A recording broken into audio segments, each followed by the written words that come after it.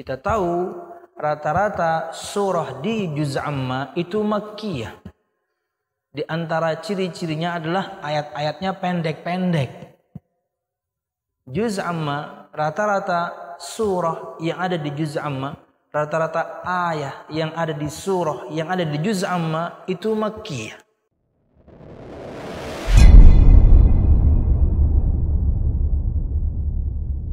Assalamualaikum warahmatullahi wabarakatuh. Innal hamdalillah nahmaduhu wa nasta'inuhu wa nastaghfiruh wa na'udzu billahi min shururi anfusina wa min sayyiati a'malina. May yahdihillahu fala mudilla lahu wa may yudlil fala hadiya lahu. Asyhadu an la ilaha illallah wahdahu la syarika lah wa asyhadu anna Muhammadan abduhu wa rasuluh. Qala Allah Ta'ala fil Qur'anil Karim, a'udzu billahi minasy syaithanir rajim. Ya ayyuhalladzina amanu taqullaha haqqa tuqatih wa la tamutunna illa wa antum muslimun. يا أيها الناس اتقوا ربكم الذي خلقكم من نفس واحدة وخلق منها زوجها وبث منهما رجالا كثيرا ونساء واتقوا الله الذي تساءلون به والأرحام إن الله كان عليكم رقيبا يا أيها الذين آمنوا اتقوا الله وقولوا قولا سديدا يصلح لكم أعمالكم ويغفر لكم ذنوبكم ومن يطع الله ورسوله فقد فاز فوزا عظيما فإن أصدق الحديث كتاب الله وخير الهدي هدي محمد صلى الله عليه وسلم وشر الأمور محدثاتها فإن كل محدثة بدعة وكل بدعة ضلالة وكل ضلالة في النار أما بعد. أيها الطلبة رحمكم الله والمشاهدون الكرام, para santri dan juga tentunya pemirsa yang dirahmati Allah Subhanahu wa taala. Alhamdulillah, segala puji dan syukur marilah kita haturkan kepada Allah Subhanahu wa taala. Kemudian salawat serta salam semoga selalu tercurahkan kepada junjungan besar Nabi kita Muhammad sallallahu alaihi wasallam, juga beserta para sahabatnya, keluarganya dan segenap kaum muslimin yang selalu istiqamah berpegang teguh dengan Islam sampai hari kiamat kelak. Ayyuhat talabah rahimakumullah, pada kesempatan kali ini insyaallah kita akan mulai masuk pada yakni bahasan tafsir juz amma, dan sebagaimana yang ditentukan pada kurikulum kelas ini maka kita akan mulai tafsir juz amma dan dimulai dari surah yakni Al-Bayyinah. Insyaallah kitabnya sudah antum miliki masing-masing di rumah. Maka silahkan dibuka halaman 537 berkaitan dengan tafsir surah Al-Bayyinah, di mana di 3 pertemuan yang lalu kita telah menyebutkan beberapa manfaat, beberapa keutamaan mempelajari ilmu tafsir, dan bagaimana kemudian manusia sangat butuh akan ilmu tafsir. Maka kita mempelajarinya tentunya untuk goalnya adalah mengamalkan isinya, dan setelah itu insyaallah bisa mendakwahkannya kepada orang lain. Wallahu a'lam bishawab. Ayyuhat talabah rahimakumullah, para santri yang dirahmati Allah Subhanahu wa taala dan juga al-musyahidun al-kiram, para pemirsa yang dirahmati Allah Subhanahu wa taala, masuk pada bahasan tafsir surah Al-Bayyinah dari tafsir juz amma karangan Al-Ustaz Al-Fadhil Dr. Firanda Ad-Dirja hafizahullah ta'ala. Perhatikan halaman 537, tafsir surah Al-Bayyinah. Kata beliau hafizahullah ta'ala, surah Al-Bayyinah merupakan surah ke-98 yang terdiri dari 8 ayat. Al-Bayyinah artinya adalah bukti yang jelas. Dan kita akan pelajari nanti pada tafsirnya, yang dimaksudkan dengan Al-Bayyinah di sini adalah Rasulullah itu sendiri. Para ulama berbeda pendapat tentang status surah Al-Bayyinah. Apakah tergolong Makkiyah atau Madaniyah? Perhatikan halaman 7. Untuk ikhwah sekalian yang memiliki kitabnya, perhatikan halaman 7. Pada muqaddimah Al-Ustaz Al-Fadil menerangkan tentang apa itu surah yakni Makkiyah dan juga apa itu surah Al-Madaniyah. Perhatikan halaman 7. Surah Makkiyah atau ayat Makkiyah adalah surah atau ayat yang diturunkan oleh Allah Subhanahu wa taala sebelum Nabi Muhammad sallallahu alaihi wasallam berhijrah ke Madinah. Kita tahu rata-rata surah di juz amma itu Makkiyah. Di antara ciri-cirinya adalah ayat-ayatnya pendek-pendek.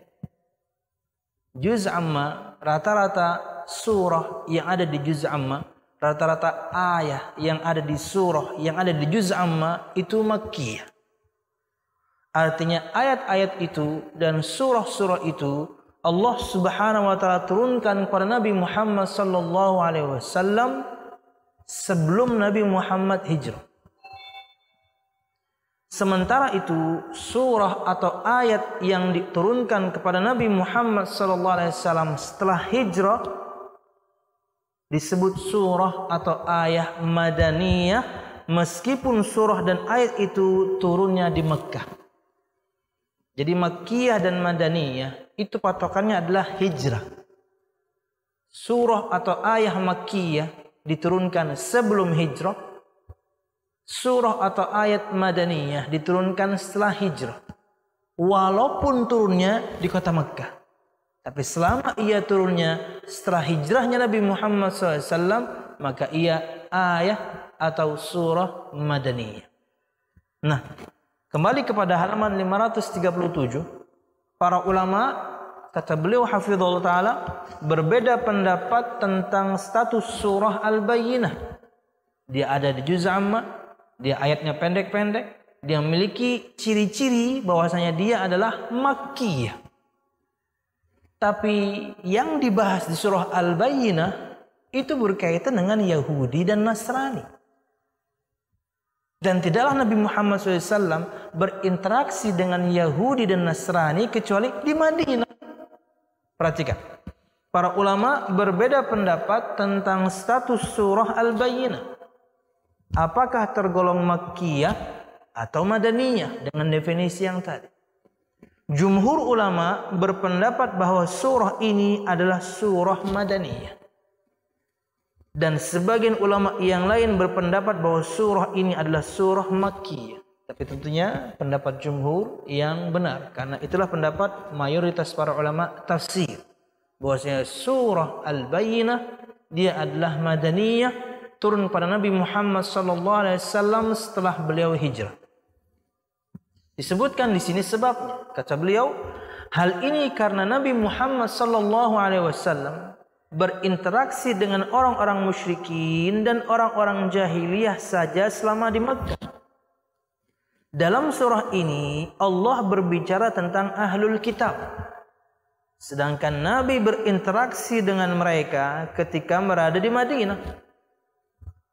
Ketika beliau di Madinah, di sana telah menetap orang-orang Ansar dan dari suku Al-Aus dan Al-Khazraj yang sebelumnya merupakan penyembah berhala, dan juga orang-orang Yahudi dari Bani Nadir, Bani Quraidah, dan juga Bani Qainuqa. Jadi yang memberatkan para ulama, jumhur para ulama, ketika mereka berpendapat bahwa surah ini adalah surah dan ayah madaniyah, karena interaksi Nabi Muhammad SAW dalam ayat ini itu dengan ahlul kitab, Yahudi, Nasrani, dan mereka adanya di Madinah. Maka nanti juga akan dibahas oleh beliau hafizahullah ta'ala tentang bedanya orang-orang musyrikin dan orang-orang kafirin. Karena di sini ada pembeda khususnya berkaitan dengan hukum. Perempuan musyrikin dan perempuan ahlul kitab, bagaimana hukumnya untuk kita kaum muslimin? Makanan yang kemudian diberikan oleh orang-orang musyrikin dan makanan yang diberikan oleh orang ahlul kitab kepada kita juga berbeda hukumnya. Walaupun tentunya dua kata ini, musyrik dan kafir, jika dipisah, ya kurang lebih semakna. Musyrik ya kafir, kafir ya musyrik. Ya, tapi kalau digandengkan, maka sebenarnya maknanya sendiri-sendiri. Musyrik pasti kafir. Kafir belum tentu musyrik. Kafir belum tentu musyrik. Karena bisa jadi orang itu kafir karena satu perbuatan dosa besar yang mengeluarkan dia dari Islam dan dosanya bukan syirik.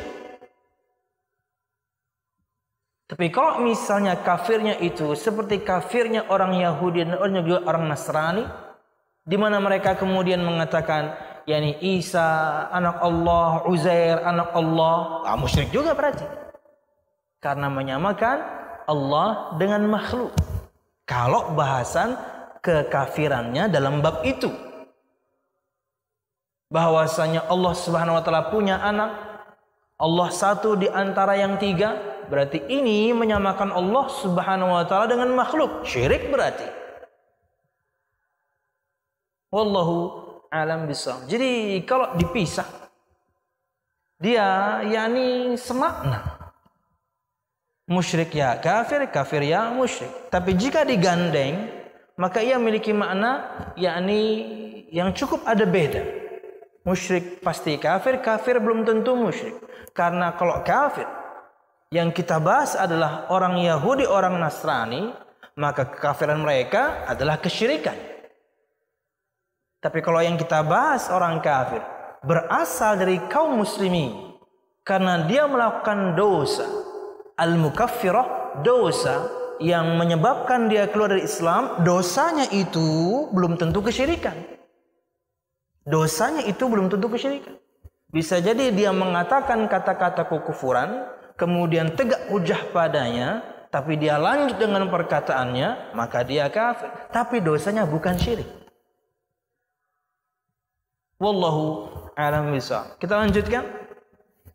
Kata beliau hafizahullah ta'ala, pada awalnya orang-orang Yahudi tidak di kota Madinah. Akan tetapi setelah mendapat kabar dari kitab Taurat tentang diutusnya seorang nabi terakhir dan tempat hijrah nabi tersebut adalah satu tempat yang banyak kebun kurmanya, mereka pun mencari tempat tersebut. Jadi disebutkan di Taurat adanya nabi terakhir. Dan disebutkan juga di Taurat, nabi terakhir tersebut akan muncul di satu negeri yang banyak pohon kurmanya. Akhirnya mereka mencari. Kenapa mereka mencari? Karena mereka tahu bahwasanya yang namanya nabi dan rasul itu mesti dari Bani Israel.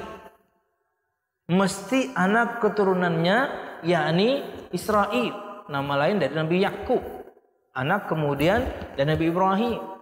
Padahal tentunya ketika itu seangkan mereka salah. Memang betul. Rata-rata nabi itu keturunan Bani Israel yang kemudian kembali nasabnya itu kepada Ishak, yakni anak Nabi Ibrahim alaihissalam. Nabi yang Arab itu cuma 5. Totalnya nabi itu kan 124.000. Yang Arab itu cuma 5. Rata-rata yang lainnya itu dari Bani Israel. Bahkan di antara keutamaan Bani Israel itu selalu dipimpin oleh seorang nabi.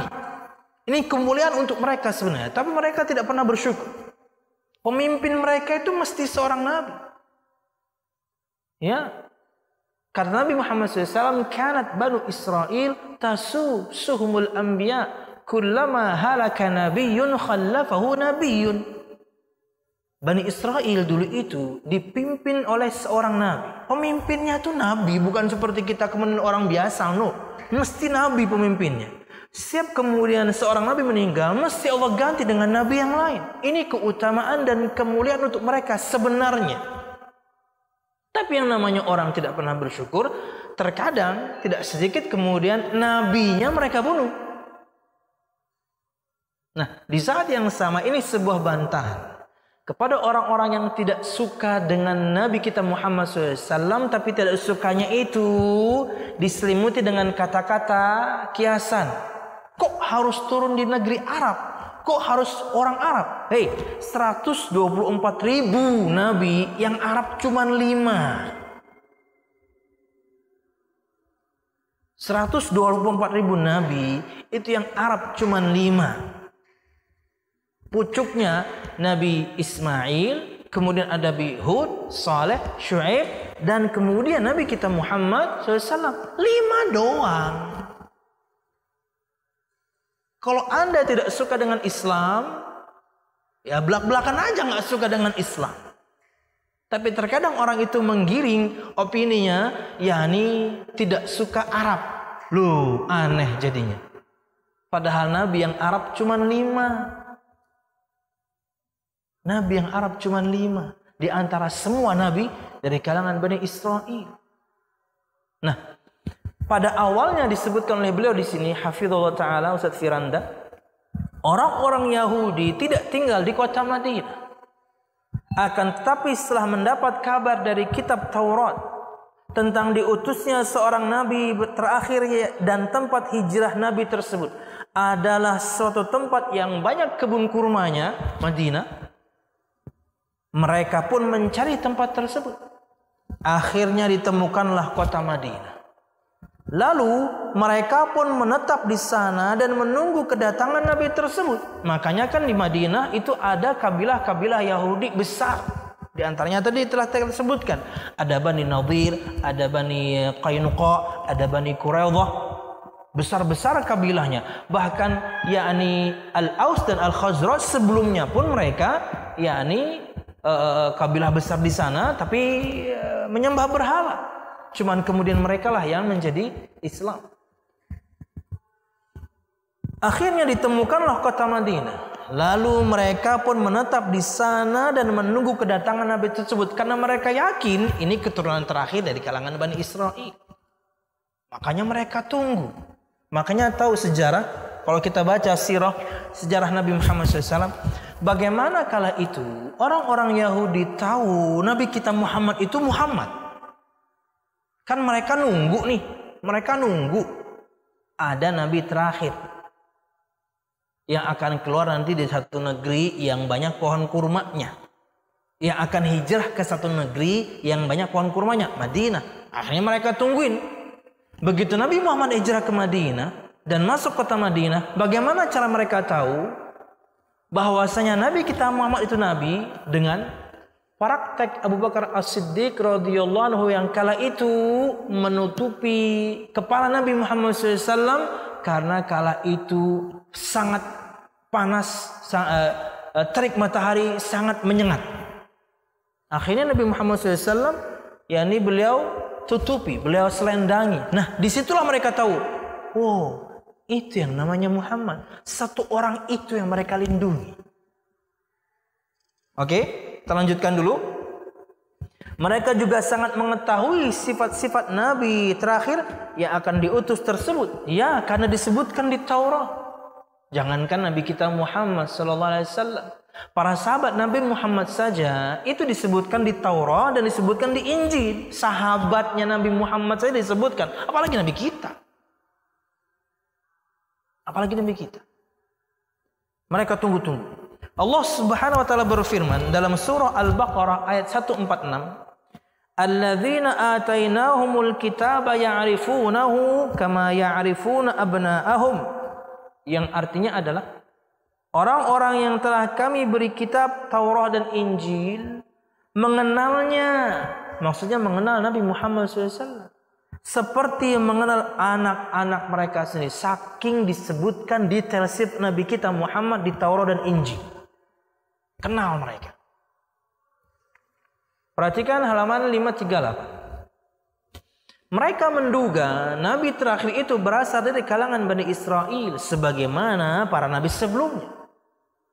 Nabi Ibrahim memiliki dua anak, yaitu Ishak dan Ismail. Ishak memiliki anak yaitu Yakub yang kemudian dijuluki Israel.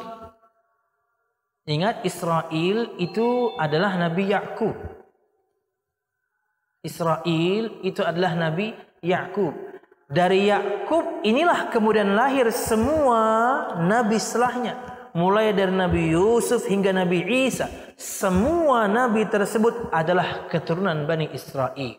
Yakub, keturunan Nabi Ismail, keturunan Nabi Ishak, Nabi Ibrahim alaihissalam. Adapun Ismail tidak memiliki keturunan yang menjadi nabi kecuali Nabi Muhammad sallallahu alaihi wasallam. Bayangin. Makanya di antara cerita yang diusahakan oleh orang-orang Yahudi untuk dirubah adalah cerita tentang keutamaan Nabi Ismail. Kita tahu sejarah bagaimana Nabi Ibrahim alaihissalam bermimpi diperintahkan untuk menyembelih anaknya yang kita ketahui sekarang kemudian jadi ibadah kurban. Nah, ketika Nabi Ibrahim menyampaikan itu kepada anaknya Ismail, Nabi Ismail menerimanya. Wahai ayahku, jika itu perintah Tuhanmu, lakukanlah. Suruh menyembelih dia loh. Ini sebuah keutamaan, kenapa? Karena kala itu Nabi Ismail disebutkan umurnya baru 11 atau 12 tahun. Masih sangat muda, tapi begitu luar biasa dewasa menerima perintah. Wahai ayah, kalau misalnya seperti itulah wahyu perintah Tuhanmu, lakukanlah.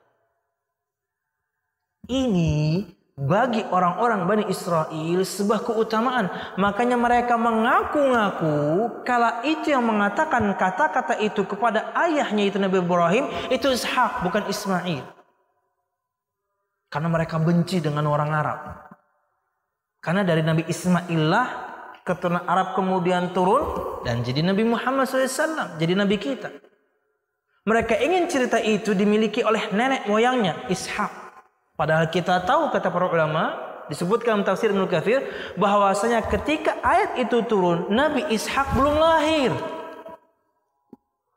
Ketika perintah itu turun Nabi Ishak belum lahir. Bagaimana mungkin kemudian cerita tersebut terjadi kepada Nabi Ishak? Karena Nabi Ishaknya belum lahir. Itu Nabi Ismail.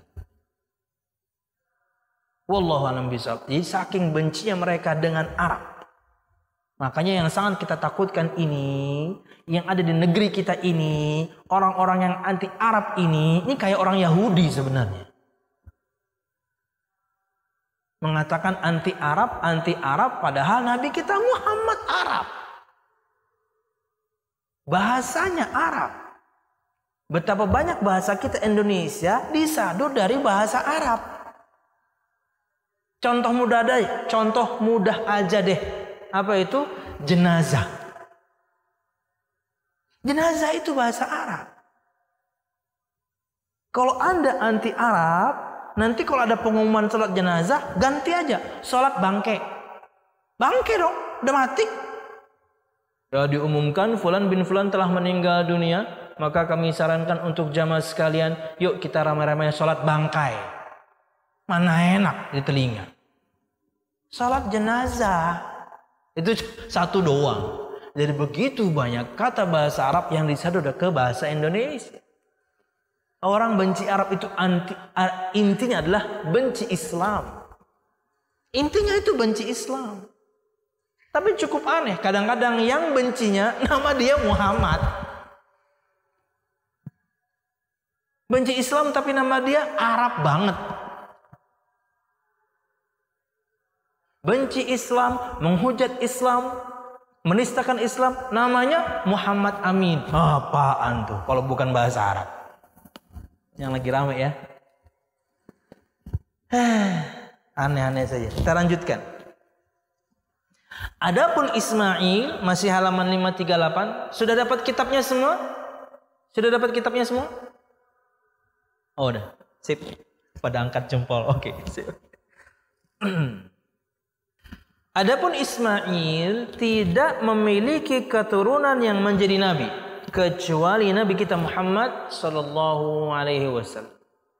Orang-orang Yahudi pun menantikan kedatangan nabi terakhir yang akan mendatangkan kejayaan dan kemenangan. Kaum Yahudi sering sesumbar kepada orang-orang Ansar dengan mengatakan, wahai kaum Ansar, nabi terakhir akan diutus dan kami akan bersama nabi tersebut untuk melawan kalian. Akan tetapi nabi tersebut ternyata lahir dari bangsa Arab, sehingga mereka pun kafir kepada nabi tersebut Muhammad sallallahu alaihi wasallam. Padahal mereka tunggu-tunggu nih. Bukan lagi cuma nunggu, mereka rela nunggu di sana bahkan sebelum nabinya datang, kan disebutkan di Taurat. Nungguin mereka di Madinah, berharap bahwasanya nabi ini adalah juga keturunan Bani Israel. Tak taunya keturunan Arab. Kafir mereka kepada nabi tersebut. Mereka hasad karena nabi tersebut bukan dari Bani Israel. Allah Subhanahu wa taala berfirman dalam surah Al-Baqarah ayat 89. Wa kanu min qablu yastaftihuna 'ala alladhina kafaru falamma ja'ahum ma 'arafu kafaru bih fala'natullahi 'alal kafirin. Dalam surah Al-Baqarah ayat 89 Allah Subhanahu wa taala berfirman, sedangkan sebelumnya mereka, yaitu orang-orang Yahudi, memohon kemenangan atas orang-orang kafir, yaitu kaum Ansar tak kala masih kafir musyrik. Ternyata setelah sampai kepada mereka apa yang mereka ketahui itu, maksudnya nabinya tatonya bangsa Arab, mereka mengingkarinya, maka laknat Allah bagi orang-orang yang ingkar, karena mereka berharap dari kalangan Bani Israel, tak taunya Arab. Wallahu a'lam bishawab. Kemudian makanya al-musyahidun al-kiram dan juga ayyuhat thalaba rahimakumullah, begitu banyak sabda Nabi Muhammad SAW kalau kita perhatikan itu mesti yang beliau sering sebutkan lebih banyak Yahudi dibandingkan Nasrani. Kenapa? Karena ketika di Madinah yang Yahudi banyak, Nasrani banyaknya di Yaman. Di Madinah kala itu lebih banyak orang Yahudi. Makanya kan contoh sabda Nabi Muhammad SAW, khaliful musyrikin, khaliful yahud, kan gitu-gitu ya. Selisihilah orang-orang musyrikin, selisihilah orang-orang Yahud. Nggak ada disebutkan Nasrani. Karena kala itu di Madinah lebih banyak orang Yahudi. Tampil bedalah kalian daripada orang-orang Yahudi. Apa? Cukurlah jenggot, cukurlah kumis, peliharalah jenggot. Karena mereka melakukan yang sebaliknya. Dan hadis-hadis yang lain yang senada. Lebih kemudian banyak Nabi Muhammad SAW sebutkan Yahudi dibandingkan Nasrani. Kala itu di Madinah banyak Yahudinya. Juga kemudian cerita bagaimana orang Yahudi irinya dia dengan agama Islam, irinya dia dengan lengkapnya dan sempurnanya agama Islam, dengan nada bertanya tapi sebenarnya iri, mengatakan pada Umar bin Khattab radhiyallahu anhu, kalian itu ya, dalam agama kalian itu ya, sampai perkara yang tremeh-temeh diterangkan juga ya. Maksudnya adalah sampai tata cara cebok aja diterangkan. Ya, mereka mengatakan demikian, ingin menistakan pada itu kesempurnaan. Karena hal yang remeh pun ada adabnya diajarkan Nabi Muhammad SAW. Siapa? Yahudi. Atau cerita yang lain. Dalam perkara muamalah, ketika Nabi Muhammad SAW menggadaikan baju perangnya kepada siapa? Yahudi. Karena di Madinah adalah banyak orang Yahudi. Juga Nabi Muhammad SAW punya tetangga siapa? Yang ketika sakit kemudian beliau kunjungi, anak kecil, budak beliau, bukan budak, pembantu, anak kecil yang sering bantu-bantu Nabi Muhammad di rumah, itu Yahudi. Ketika dia sakit, Nabi Muhammad kunjungi, dan Nabi mengunjunginya untuk mengundangnya, untuk menyerukan kepadanya, untuk mengislamkannya. Dan kemudian ketika Nabi Muhammad mengajaknya kepada Islam, mengajaknya untuk masuk Islam, dia menoleh kepada bapaknya, dan bapaknya sendiri yang juga orang Yahudi mengatakan ati Abul Qasim, taati Abul Qasim, taati Muhammad SAW, dan dia masuk Islam. Ya, siapa? Yahudi juga. Nah, begitu. Ketika misalnya juga Nabi Muhammad SAW dihidangkan padanya hadiah kambing panggang, tapi yang sudah diracuni. Siapa? Yahudi. Karena di Madinah banyaknya orang Yahudi. Nasrani banyaknya di Yaman kala itu. Makanya hadis-hadis Nabi Muhammad SAW lebih banyak sabda beliau berkaitan dengan Yahudi, karena kala itu banyak orang Yahudi. Wallahu a'lam bishawab. Sedangkan sebelumnya mereka, yaitu orang-orang Yahudi, memilih kemenangan memohon kemenangan atas orang-orang kafir. Maksudnya adalah kaum Ansar tatkala tatkala masih kafir, sebelum masuk Islam. Ternyata setelah sampai kepada mereka apa yang telah mereka ketahui itu, tak taunya nabinya kok Arab. Mereka mengingkarinya, maka laknat Allah bagi orang-orang yang ingkar. Lanjut. Kaum Ansarlah, yaitu suku Al-Aus dan Al-Khazraj, yang justru beriman kepada Nabi dan akan menyertai beliau memerangi Yahudi. Padahal mereka musyrik kala itu. Malah mereka lah yang beriman pada Nabi Muhammad, yang nunggu kedatangan seorang Nabi terakhir, yaitu Yahudi, sampai mereka rela pindah ke Madinah demi nunggu ada Nabi terakhir datang. Mereka kira dari kalangan Israel, datang tak taunya Arab. Mereka ingkari. Yang beriman malah Al-Aus dan Al-Khazraj.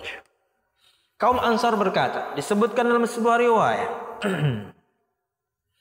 kunna qad alawnahum dahran fil jahiliyah wa nahnu ahlus syirki wa hum ahlul kitab.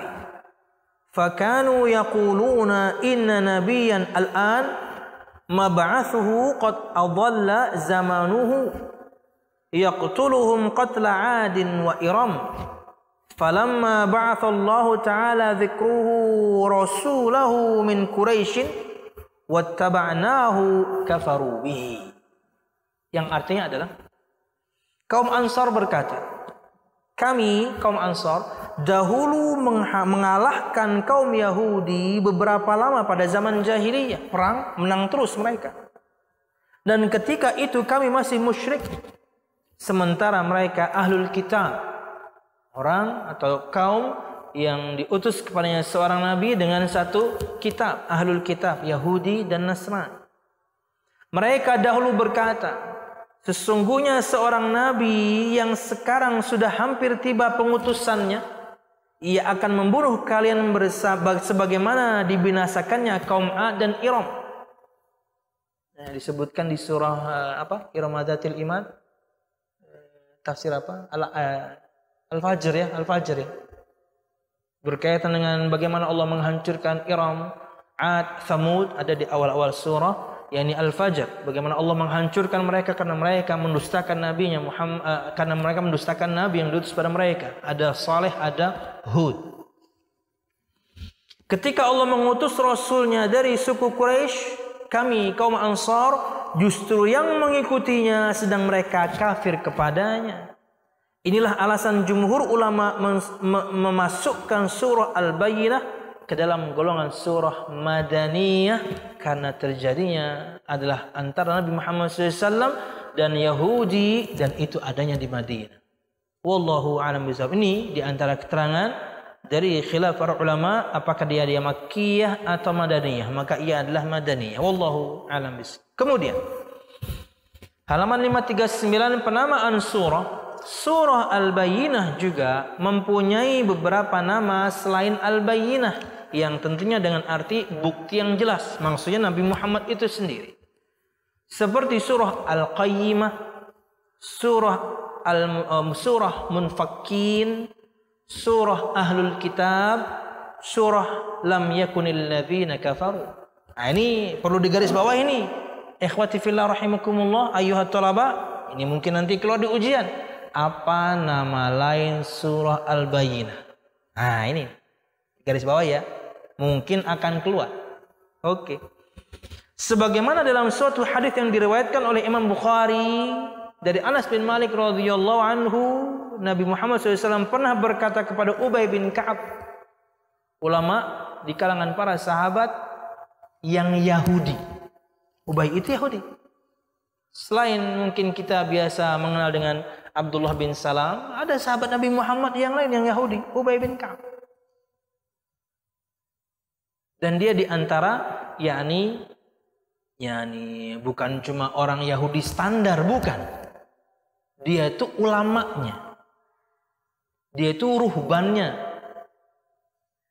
Rabi atau rebai, orang Inggris mengatakan rebai. Artinya kalau di kita tuh kayak siapa ya? Bukan ustadz sih, lebih tinggi lagi. Orang yang berilmunya di kalangan orang Yahudi, Ubay bin Ka'ab, masuk Islam, sahabat Nabi Muhammad SAW. Kata Nabi Muhammad SAW kepada Ubay bin Ka'ab radhiyallahu anhu, "Innallaha amarani an aqra'a 'alaika lam yakunil ladzina kafaru min ahlil kitab."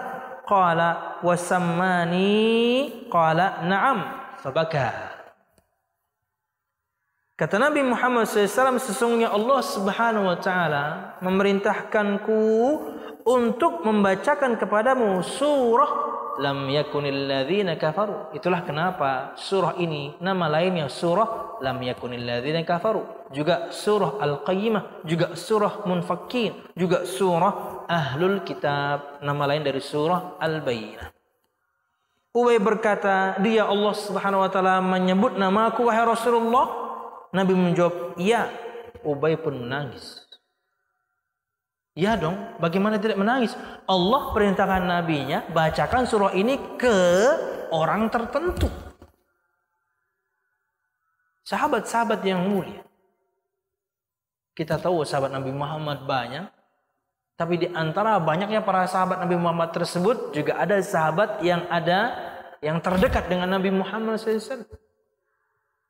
Walaupun tentunya Ubay bin Ka'ab bukan di antara 8 sahabat yang paling dekat, tapi dia termasuk dekat dengan Nabi Muhammad sallallahu alaihi wasallam. Dan ingat sejarah ketika Nabi Muhammad sudah meninggal, tentunya kekhilafahan Abu Bakar juga sudah selesai. Di zaman kekhilafahan Umar bin Khattab radhiyallahu anhu, kala itu Islam tentunya meluas dan kemudian sampai ke satu kota atau negeri yang bernama Tastur atau Tustur. Di sana mereka mendapatkan ada satu jasad utuh.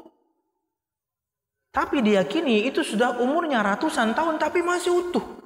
Cuman nggak dikebumikan.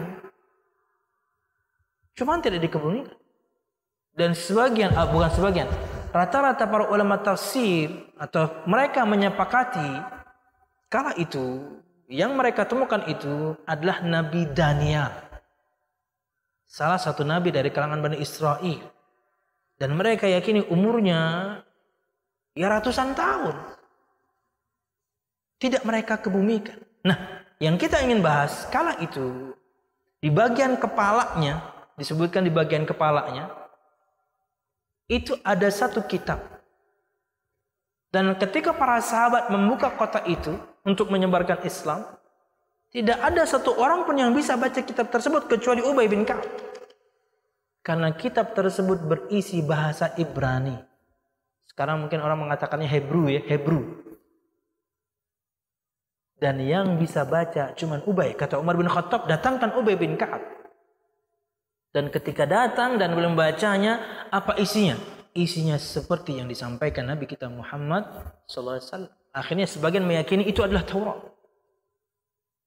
Wallahu a'lam bishawab. Tapi kala itu tentunya karena kecerdasan Umar bin Khattab radhiyallahu anhu, karena masyarakat di situ memiliki keyakinan yang syirik akan jasad ini. Meyakini keyakinan yang syirik akan jasad ini hingga kemudian mereka tidak kebumikan. Entah di antaranya juga mungkin meyakini dijauhkannya mereka dari petaka. Karena nanti kalau dikebumikan akan datang petaka. Umar, no.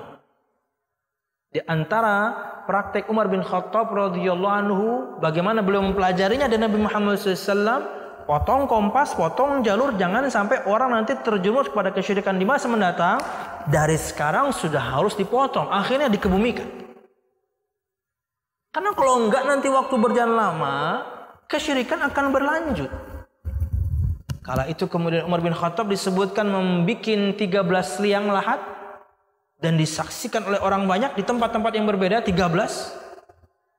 Mereka saksikan lubang-lubangnya dan kemudian di malam hari Umar bin Khattab radhiyallahu dan para sahabat yang lain mengebumikan di salah satu lubang tersebut, tapi nggak ada yang tahu. Demi menjaga supaya orang itu kemudian tidak berbuat syirik. Ya, karena memang di antara keutamaan Nabi dan Rasul, jasadnya itu utuh. Ketika dikebumikan pun jasad seorang Nabi dan Rasul itu utuh.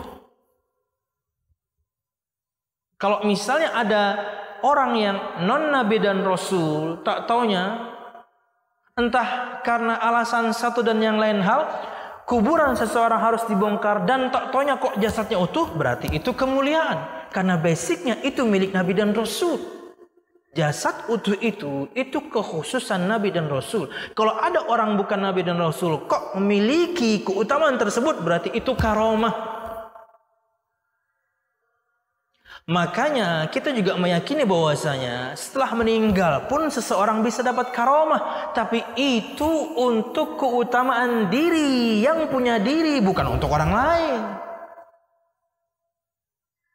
Bahkan disebutkan oleh Syekhul Islam Taimiyah juga dalam Majmu' Fatawanya, ru'yah hissan, betul-betul dilihat secara indrawi.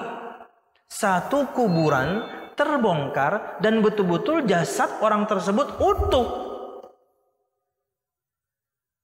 Jasad utuh, tidak dimakan belatung atau ulat atau apapun yang ada di dalam tanah itu kekhususan Nabi dan Rasul.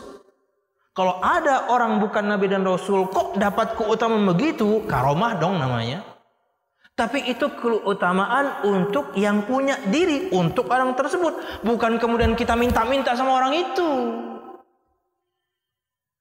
Karomah tetap berjalan ketika orang itu sudah meninggal. Di antaranya jasadnya utuh, nggak dimakan belatung. Padahal itu keutamaan Nabi dan Rasul.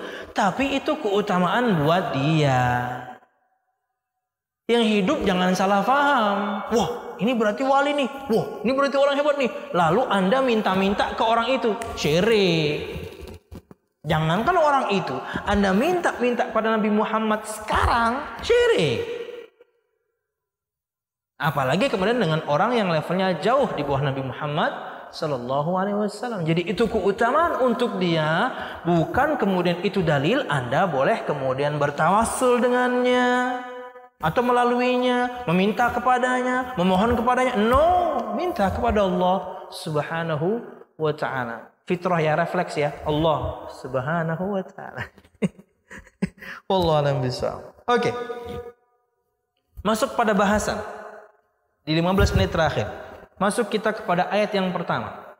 Jadi ini sudah nama lain dari surah Al-Bayyinah dan sebab dan salah satu hadis yang menyebutkan akan bahwasanya di antara namanya adalah surah Lam Yakunil Ladzina Kafaru, dan sebelumnya adalah perdebatan para ulama tentang dia Makkiyah atau Madaniyah. Masuk pada penjelasan ayat yang pertama. Kayaknya kita akan sudahi di ayat yang pertama dan ini cukup panjang ya. Perhatikan. Allah Subhanahu wa taala berfirman, Lam yakunil ladzina kafaru min ahlil kitab wal musyrikin munfakkin hatta ta'tiyahumul bayyinah. Yang artinya adalah orang-orang yang kafir dari golongan ahlil kitab dan orang-orang musyrik tidak akan meninggalkan agama mereka sampai datang kepada mereka bukti yang nyata. Tapi ketika bukti yang nyata datang pun, yaitu Nabi Muhammad SAW membawakan Al-Quran dan As-Sunnah, ada yang beriman, ada yang tidak. Ada yang beriman dan ada yang tidak. Penjelasan ayat, kata beliau hafizahullah ta'ala, Al-Ustaz Al-Fadil Firanda Ad-Dirja hafizahullah ta'ala. Para ulama terbagi dalam beberapa pendapat tentang tafsir ayat ini. Di antara pendapat tersebut adalah sebagai berikut. Pendapat pertama, bahwa ahli kitab dan kaum musyrikin tidak akan melepaskan diri dari kesyirikan sampai datang bukti yang nyata, yaitu Nabi yang mulia Muhammad sallallahu alaihi wasallam. maka sebagian mereka beriman kepada Nabi dan melepaskan kesyirikannya. Ini pendapat yang pertama. Bahwasanya ahli kitab dan orang-orang musyrikin, Yahudi Nasrani dan orang-orang musyrikin tidak akan melepaskan diri dari kesyirikan sampai datang bukti yang nyata, yaitu Nabi kita Muhammad SAW. Maka sebagian mereka beriman kepada Nabi Muhammad SAW dan melepaskan kesyirikan mereka. Oke, ini pendapat pertama. Kedua, bahwa ahli kitab dan kaum musyrikin tidak akan meninggalkan pujian-pujian terhadap Nabi sampai Muhammad datang dan mengaku sebagai Nabi. Kenapa? Mereka akan hidup bersama Nabi Muhammad. Mereka tahu akan Nabi Muhammad SAW. Mereka puji Nabi Muhammad SAW. Bahkan, yakni orang-orang musyrikin, khususnya juga apalagi yang di Mekah, mereka yang menyematkan kepada Nabi kita Muhammad SAW, Nabi adalah orang yang sadik, jujur. Nabi Muhammad adalah orang yang amin, terpercaya. Itu bahkan sebelum Nabi Muhammad diutus jadi Nabi dan Rasul. Jadi pendapat yang kedua mengatakan bahwasanya ahli kitab dan orang-orang musyrikin tidak meninggalkan pujian-pujian terhadap Nabi Muhammad SAW sampai Muhammad datang dan mengaku sebagai Nabi. Baru sebagian mereka berhenti memuji. Perhatikan di sini. Sebelumnya orang-orang Yahudi memuji Nabi karena mereka meyakini Nabi tersebut akan datang dari kaumnya. Dipuji-puji itu. Karena disebutkan dalam kitab mereka, akan datang Nabi terakhir. Dipuji-puji. Mereka tahu sifatnya detail. Makanya kan di antara yakni detailnya mereka tahu sifat Nabi Muhammad SAW kan ada tuh di cerita bagaimana percakapan Heraklius dan Abu Sufyan. Hadis nomor 7 dalam Sahih Bukhari. Di antara hadis yang cukup panjang. Menceritakan bagaimana percakapan Heraklius. Herakl. Wallahu a'lam bishawab. Apakah bisa dikatakan Hercules? Saya tidak tahu. Yang jelas Heraklius. Dia pemuka Romawi. Bertemu dengan utusan dari kalangan orang-orang kafir Quraisy. Kala itu adalah Abu Sufyan. Yang tentunya dialah yang menceritakan ketika dia sudah masuk Islam. Cerita ini dia yang menceritakan. Tapi kala itu dia utusan orang yakni Quraisy untuk bertemu dengan yakni pemuka Rum atau Romawi.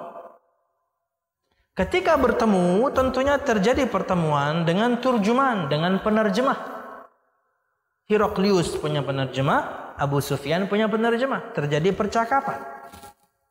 Nah, di antara pertanyaan-pertanyaan Heraklius itu bukan di antara pertanyaan-pertanyaan Heraklius tentang Nabi terakhir itu detail. Apakah ada orang ngaku sebagai Nabi dari Arab? Betul.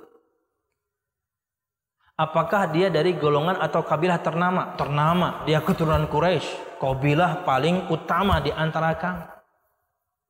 Apakah kemudian yakni dia apakah kemudian pengikutnya orang miskin atau orang kaya? Orang miskin. Apakah pengikutnya makin banyak? Makin banyak. Apakah dia diutus oleh kaumnya? Apakah dia diusir oleh kaumnya? Diusir. Detail. Dari mana dia tahu? Dari kitab sucinya. Makanya pertanyaannya detail. Karena sudah disebutkan dalam Taurat bagaimana sifat detail Nabi Muhammad. Makanya di ujung percakapan antara Heraklius dan Abu Sufyan, ingat Sahih Bukhari hadis nomor 7, percakapan ini panjang. Kata dia mengatakan, jika aku bertemu dengan orang ini, saya akan cuci kakinya. Makanya sebagian para ulama mengatakan Heraklius sebenarnya beriman. Walaupun pendapat yang benar, dia tidak beriman. Kenapa? Dia tidak mengucapkan 2 kalimat syahadat kok. Cuman perkataan itu bukti dia membenarkan. Kalau saya ketemu dengan orang ini, saya akan cuci kakinya. Dan cerita ini muncul ketika Abu Sufyan, kala itu di antara pemuka Quraisy masuk Islam dan dia ceritakan semua. Dan kala itu juga di antara faedah bahasanya bahwasanya kata Abu Sufyan, kala itu saya sangat mampu berdusta. Kala itu saya sangat mampu bohong. Ketika dia nanya detail tentang Nabi Muhammad SAW, saya bisa aja bohong. apakah sudah ada orang mengaku nabi di negeri Arab? Enggak ada tuh, enggak ada. Bisa. Atau ketika ada misalnya, pertanyaan berikutnya, apakah dia dari kabilah ternama? Enggak, dari kabilah ecek-ecek biasa dia. Kabilah kaleng-kaleng. Bisa, tapi enggak. Apakah pengikutnya orang miskin atau orang kaya? Bisa aja disebutkan orang kaya. Bisa aja kemudian disebutkan bahwasanya pengikutnya enggak bertambah. Tapi apakah kata Abu Sufyan? Saya kala itu sangat mampu untuk berdusta. Tapi saya malu jika suatu saat nanti orang tahu saya pernah berdusta. Bayangkan. Artinya kala itu dengan kesyirikan yang dahsyat yang mereka miliki di kalangan kafir Quraisy, norma sudah ada. Norma sudah ada. Mereka memuliakan keadilan, mereka memuliakan, mereka menjunjung tinggi kejujuran. Ada norma. Mereka malu kalau ketahuan bohong. Ada.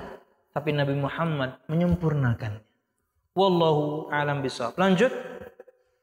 Sebelumnya orang-orang Yahudi memuji Nabi karena mereka meyakini Nabi tersebut akan datang dari kaumnya. Kaum musyrikin juga memuji Nabi karena beliau dikenal sebagai orang yang memiliki sifat as-sadiq dan al-amin. Ini yang saya sebutkan tadi. Orang musyrikin pun meyakininya. Sebagaimana disebutkan dalam sebuah hadis yang dikeluarkan Imam Al-Bukhari dan juga Imam Muslim. Disebutkan dari sahabat Abdullah bin Abbas radhiyallahu anhuma, an Ibnu Abbas, anna an-nabiy sallallahu alaihi wasallam kharaja ila al-batha fa sa'ida ila al-jabal fanada ya sabahah fajtama'at ilayhi quraish faqala ara'aytum in haddathtukum anna al-aduwwa musabbihukum aw mumassikum akuntum tusaddiquni qalu na'am qala fa inni nadhirun lakum bayna yaday 'adzabin syadid faqala Abu Lahab ali hadza jama'tana tabban laka fa anzalallahu 'azza wa jalla tabbat yada abi lahabin ila akhirih. Disebutkan dari Abdullah bin Abbas radhiyallahu anhu di antara dalil bahwasanya orang-orang musyrikin kala itu memuji Nabi Muhammad. Mereka yang sematkan kejujuran dan terpercayanya Nabi Muhammad bahkan sebelum Nabi Muhammad jadi nabi dan rasul. Dari Ibnu Abbas radhiyallahu anhu bahwa suatu hari Nabi Muhammad sallallahu alaihi wasallam keluar menuju Batha. Kemudian beliau naik ke bukit sambil berseru, "Wahai sekalian manusia." Terjemahannya, "Wahai sekalian manusia." Tapi perhatikan bahasa Arabnya, "Ya sabahah." Perkataan "ya sabahah" itu identik dengan seruan kalau misalnya ada musuh mau nyerang kota. Terjemahannya, "Wahai sekalian manusia." Biasa dong. Ketika jadi bahasa Indonesia dia biasa, "Wahai sekalian manusia." Tapi tidak dengan bahasa Arabnya. Bahasa Arabnya ini jika disebutkan itu seruan khusus kalau untuk memberitahu, bahasa dulu mungkin kentongan dengan pukulan yang khusus. Tong tong tong tong tong, berarti mungkin ada kebakaran. Atau gimana pukulannya berarti mungkin ada maling. Misalnya di kampung mungkin dengan kentongan gitu ya. Dulu dengan panggilan.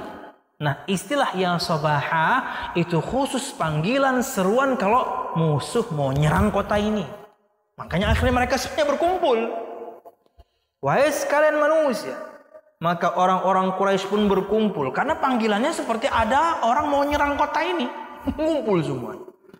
Kemudian beliau bertanya, bagaimana sekiranya aku mengabarkan kepada kalian bahwa musuh di balik bukit ini akan segera menyergap kalian di pagi hari atau di sore hari? Apakah kalian akan membenarkanku? Ini kalau saya ngomong nih, ada musuh ngintai di balik bukit, mau nyerang kita. Entah besok pagi, entah pagi ini, entah ntar sore, mau nyerang. Percaya nggak kalian sama saya? Kasarnya begitu. Kata Nabi Muhammad SAW, apakah kalian akan membenarkanku kalau saya ngomong begitu? Mereka menjawab, ya. Di dalam riwayat yang lain mereka mengatakan kami tidak pernah mendapatkan kamu berdusta sekalipun. Itulah kenapa disebutkan bahwasanya pendapat kedua, bahwasanya orang-orang kafir Quraisy, orang-orang ahli kitab dan kaum musyrikin tidak akan meninggalkan pujian-pujian terhadap Nabi Muhammad SAW sampai Nabi Muhammad diutus. Karena basicnya mereka memang memuji pribadi Nabi Muhammad SAW. Sampai Nabi Muhammad mengatakan beliau utusan Allah, baru ada yang beriman, baru ada yang tidak. Tapi bahkan sebelum itu pun mereka selalu memuji Nabi Muhammad SAW. Ahli kitabnya pun memuji. Karena mereka menganggap nanti akan ada dari Bani Israel. Tak taunya bukan, dari bangsa Arab. Mereka menjawab, ya. Beliau bersabda lagi, sesungguhnya kan mereka sekarang berarti percaya. Baru Nabi Muhammad ceritakan bahwasanya beliau adalah utusan Allah. Sesungguhnya aku adalah seorang pemberi peringatan bagi kalian sebelum datang azab yang sangat pedih. Ya, Nabi Muhammad kala itu dakwah beliau di Mekah kala itu fokus kepada 3 hal memang. Akidah tentunya. Dan yang diperdebatkan oleh Nabi Muhammad, orang-orang Quraisy dan Nabi Muhammad kala itu ya cuma 3 hal. Kenapa Tuhan itu satu? Kenapa Rasul itu kok manusia kayak kamu, anak yatim lagi? Dan kemudian tentang hari kebangkitan. Karena mereka ngukurnya pakai akal. Nggak mungkin kalau sudah mati jadi tulang belulang, masa bisa dihidupkan kembali? Mati ya mati aja. Akidah. Semua tentang akidah. Kemudian ya, beliau pun kemudian bersabda lagi, sesungguhnya aku adalah seorang pemberi peringatan nazir, maksud Nabi dan Rasul, bagi kalian sebelum datangnya azab yang sangat pedih. Maka kemudian Abu Lahab pun berkata, apakah hanya karena itu kamu mengumpulkan kami? Tabban laka ya Muhammad, alihada jama'tana. Mau ngomong begini doang kamu ngumpulin kami, kasarnya begitu. Tapi disebutkan dia mengatakan hal yang demikian itu dengan, disebutkan di riwayat yang lain, itu dengan kedua tangannya. Setelah itu dia ngejek Nabi Muhammad, dia umpat Nabi Muhammad dengan kedua tangannya.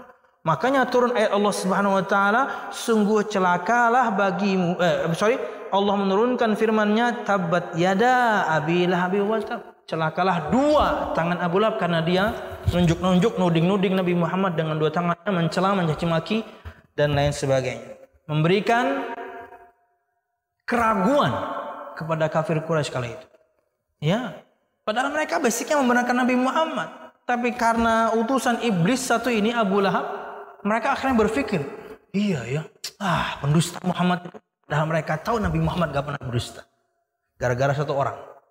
Wallahu a'lam bishawab. Kemudian, dikit lagi. Mereka akan terus memuji Nabi dan tidak akan meninggalkan pujian tersebut. Setelah Muhammad datang dan mengumumkan bahwa dirinya adalah seorang Nabi, barulah mereka mencelanya. Tapi sebelum itu, mereka akan memuji dan memuji terus. Entah itu musyrikinnya, entah itu ahlul kitab.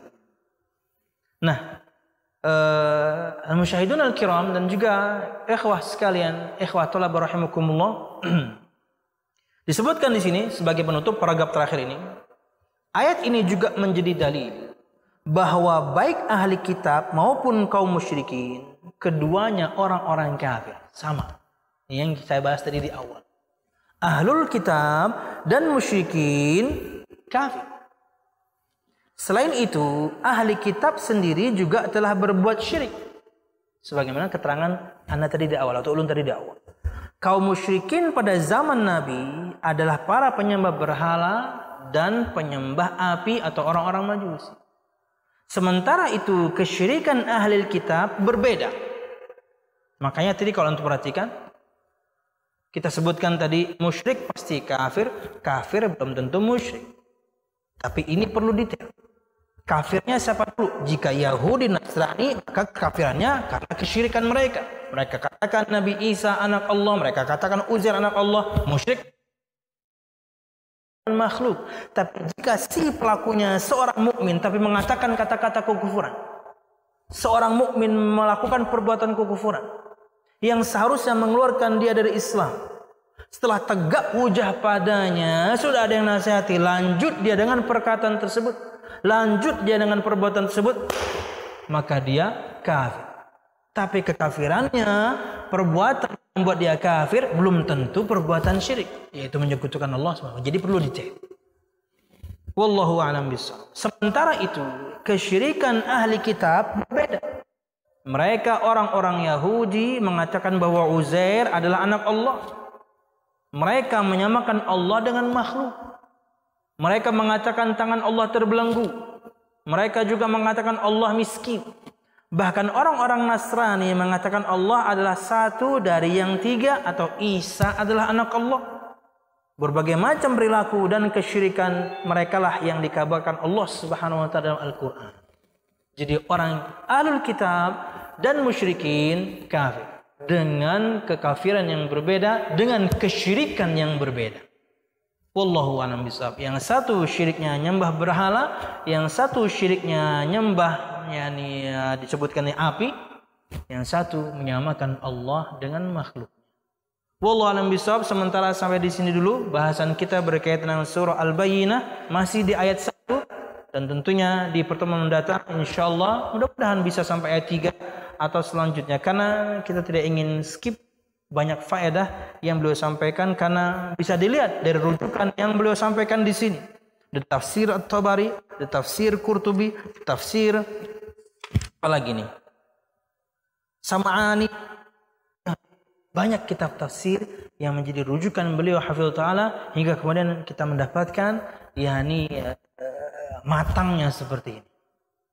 Tadi niatnya saya pribadi juga ingin skip gitu ya, biar masuk poin, biar mungkin satu surah selesai satu mata pelajaran, nggak bisa. Banyak faedah yang bisa kita ambil dari keterangan beliau hafizahullah taala. Wallahu a'lam bishawab. Ini yang bisa kita sampaikan pada kesempatan kali ini berkaitan dengan tafsir surah Al-Bayyinah dari kitab tafsir Juz' Amma karangan Ustaz Al-Fadil Dr. Ustaz Firanda Ad-Dirja hafizahullah taala. Wallahu a'lam bishawab. Subhanakallahumma bihamdika asyhadu an la ilaha illa anta astaghfiruka wa atubu ilaik. Wassalamualaikum warahmatullahi wabarakatuh.